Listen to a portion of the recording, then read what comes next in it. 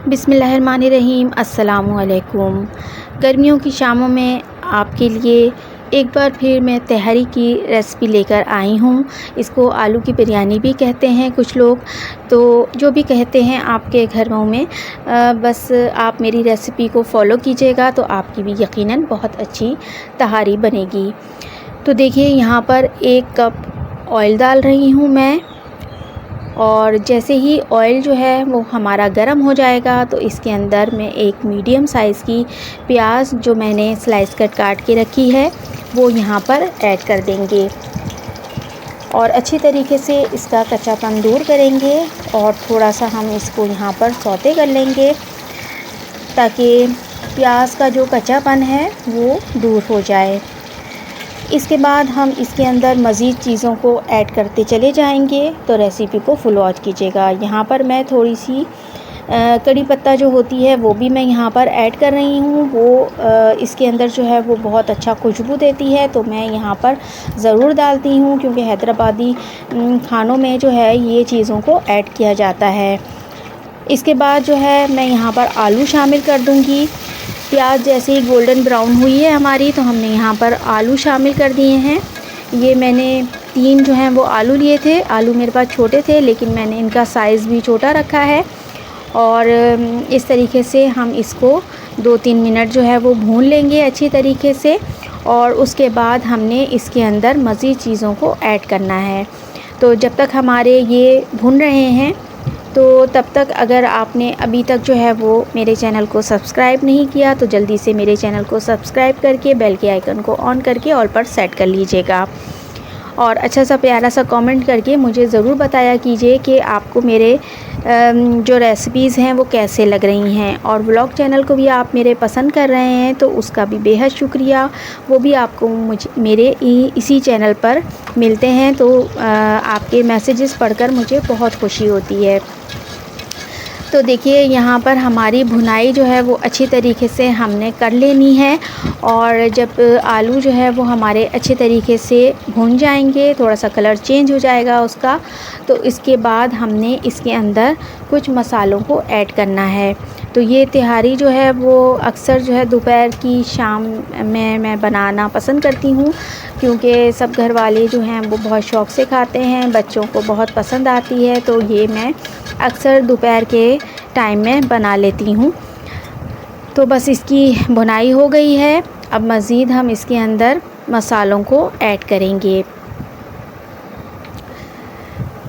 तो देखिए, यहाँ पर कुछ अदरक लहसुन मैंने डाला है 1 टीस्पून, और इसको अच्छी तरीके से भून लेंगे 1-1.5 मिनट के करीब, और इसका भी कच्चापन हम दूर करेंगे। और इसके बाद हमने यहाँ पर हल्दी, धनिया, नमक, काला नमक और कुटी हुई लाल मिर्च, धनिया कुटा हुआ डाला है मैंने, और बिरयानी मसाला मेरा घर का ही होममेड है तो वो मैंने यहाँ पर ऐड किया है। तो वो तहारी के अंदर जो है ना खुशबू बहुत अच्छी उससे जो है वो आती है।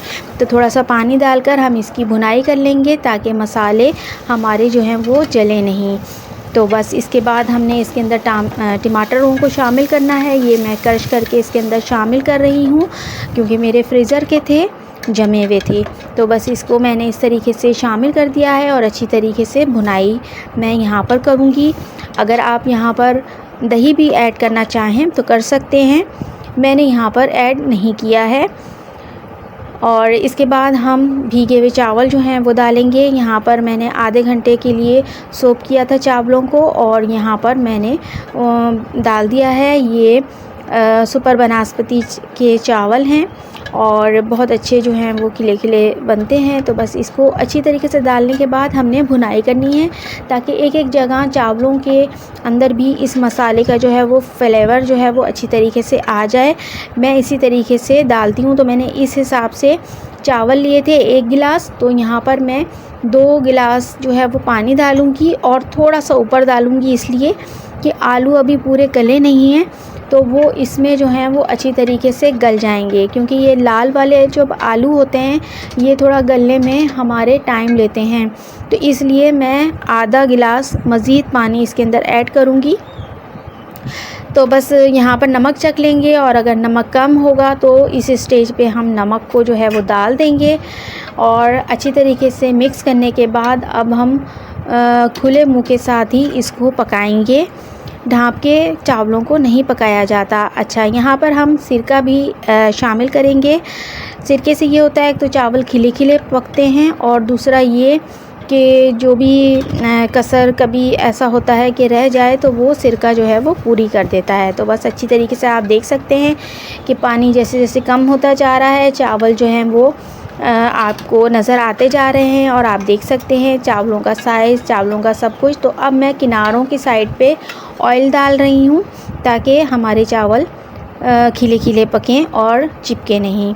तो बस अब दम लगाएंगे 5 से 7 मिनट का और उसके बाद आपको डिश आउट करके दिखाते हैं। आप देख सकते हैं यहाँ पर कि पानी इतना कम हो गया है। तो अब मैं यहाँ पर जर्दे का रंग डाल रही हूँ कलर के लिए। अगर आप डालना चाहें तो डालें, नहीं डालना चाहें तो नहीं डालें, ये आपकी अपनी चॉइस है। मेरे घर में पसंद किया जाता है तो इसलिए मैं यहाँ पर ऐड कर रही हूँ। और आप देख सकते हैं माशाल्लाह से खिले खिले चावल अब मैं आपको डिस्प्ले करके दिखा रही हूँ और आप देख सकते हैं कि ये कितने अच्छे जो हैं खिले खिले चावल हमारे तैयार हुए हैं। और इसको बनाइएगा और मुझे बताइएगा कि आपके पास कैसे बने ये, और फीडबैक देना मुझे बिल्कुल नहीं भूलिएगा। बहुत अच्छा लगता है जब आपके मैसेजेस मैं पढ़ती हूँ और इसी तरीके से मेरे मैसेजेस आपके मैसेजेस जो हैं वो मेरी जो है वो स्टैंड को वो पढ़ाते हैं और मैं फिर से आपके लिए रेसिपी लेकर आ जाती हूँ। तो ज़रूर मैसेज कीजिएगा। मनु सलवा कुकिंग विद जुगनू माम से जुगनू को दीजिए इजाज़त। अपना बहुत ख्याल रखिएगा, दुआओं में याद रखिएगा। फिर आऊँगी किसी नेक्स्ट रेसिपी के साथ। इसी तरह जुड़े रहें मेरे चैनल के साथ। Thanks for watching. अल्लाह हाफिज़।